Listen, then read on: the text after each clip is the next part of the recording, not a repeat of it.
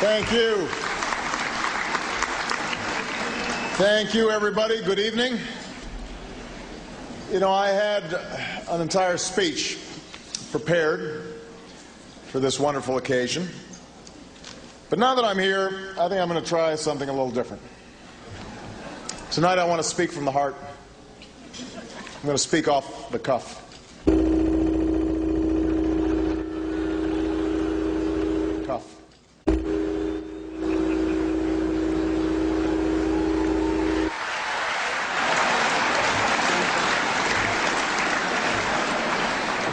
Good evening. Pause for laughter. Wait a minute. This may not be working as well as I... Let me try that again. Good evening, everybody.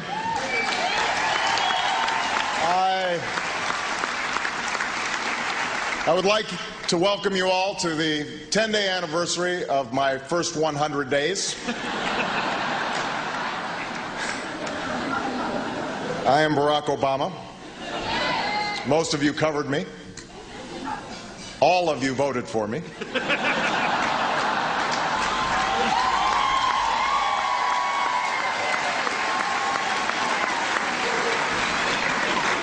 Apologies to the Fox table. Where are they?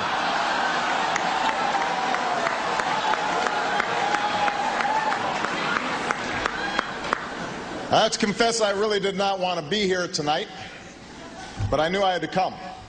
Just one more problem that I've inherited from George W. Bush. But now that I'm here, it's great to be here. It's great to see all of you. Michelle Obama is here, First Lady of the United States. Hasn't she been an outstanding First Lady?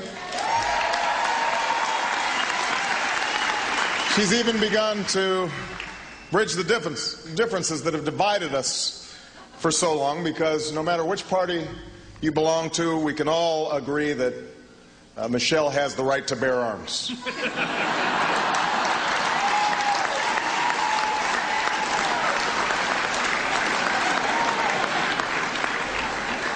Now, Sasha and Malia aren't here tonight because they're grounded. You can't just take Air Force One on a joyride to Manhattan. I don't care whose kids you are. We've been setting some ground rules here. They're starting to get a little carried away. And now, when I think about children, obviously I think about Michelle, and it reminds me that tomorrow is Mother's Day. Happy Mother's Day to all the mothers in the audience. I do have to say, though, that this is a tough holiday for Rahm Emanuel because he's not used to saying the word day after mother.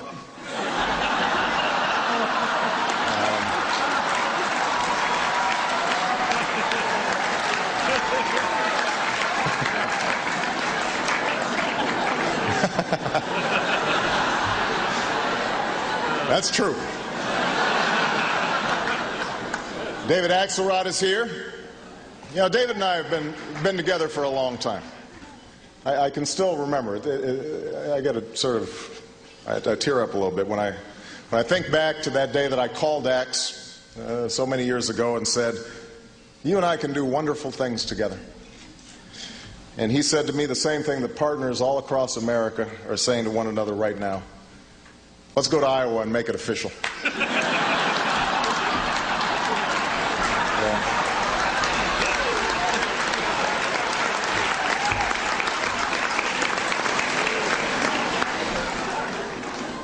Michael Steele is in the house tonight. Or as he would say, in the heezy. What's up?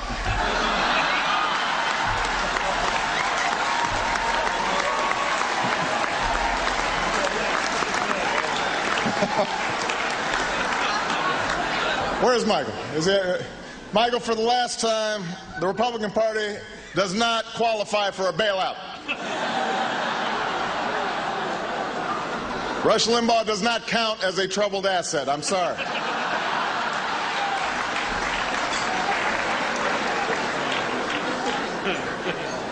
Dick Cheney was supposed to be here, but he is very busy working on his memoirs, tentatively titled How to Shoot Friends and Interrogate People.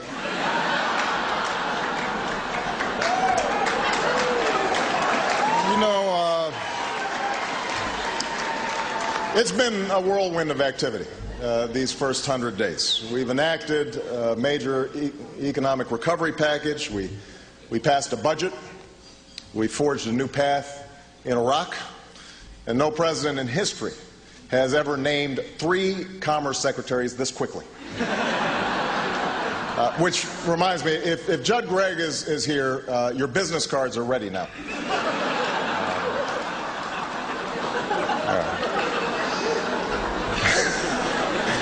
On top of that, I've also reversed the ban on stem cell research, signed an expansion of the children's health insurance. Just last week, Car and Driver named me Auto Executive of the Year.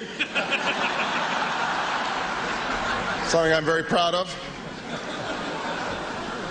We've also begun to change the culture in Washington. We've even made the White House a place where people can learn and can grow. Just recently, Larry Summers asked if he could chair the White House Council on Women and Girls.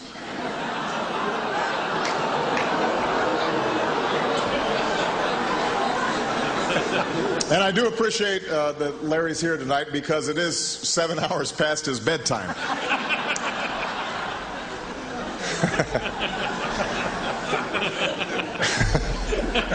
Gives like that one. In the last 100 days, we've also grown the Democratic Party by infusing it with new energy and bringing in fresh, young faces like Arlen Specter.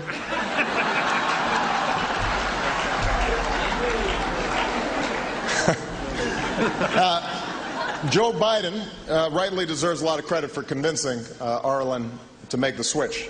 But Secretary Clinton actually had a lot to do with it, too. One day she just pulled him aside and she said, Arlen, you know what I always say, if you can't beat him, join him.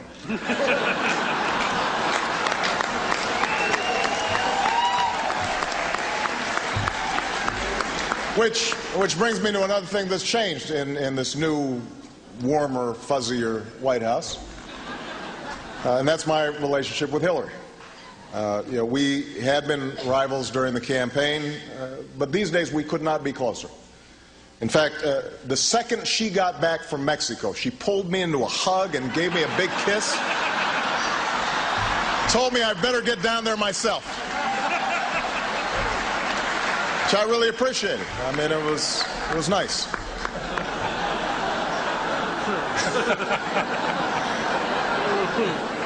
And of course, we've also begun to change America's image in the world. We talked about this during this campaign, and we're starting to execute. We've renewed alliances with important partners and friends. If you look at the screen there I am with Japanese Prime Minister Taro Aso. There I am with Gordon Brown. But as I said during the campaign, we can't just talk to our friends. As hard as it is, we also have to talk to our enemies. And I've begun to do exactly that. Take a look at the monitor there.